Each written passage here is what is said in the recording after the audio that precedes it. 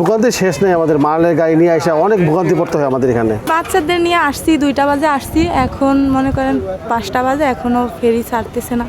জোয়ার আয়সা দেখি, জোয়ার পানির জন্য যাইতে পারতেছি না। সেতু হইলে হয়তো আমরা চলে যেতে পারতাম সহজেই, আর পানি পোয়ানো লাগতো না। এই যে বাচ্চাদের নিয়ে বসে আছি, অনেক কষ্ট না সফর করতেছি। বরিশাল বিশ্ববিদ্যালয় থেকে লক্ষ্মীপুর ঘুরতে আসছি আর কি, বাট এখানে জোয়ারের পানির কারণে পুরো জায়গাটা ডুবে গেছে।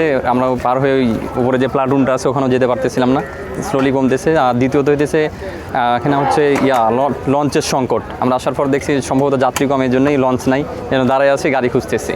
আর স্পিডবোট পাওয়া যেতেছে, বাট স্পিডবোট রিস্ক, এই জন্য আমরা ওখানে উঠতে পারতেছি না আর কি। এই তো এখন মোটামুটি আটকা পড়ে রয়েছে বলা যায়। আমাদের এইসব ফেরিঘাট আইছি 4টার দিকে, এই দোনোটা ফেরিঘাট বুঝে গেছে পানিতে।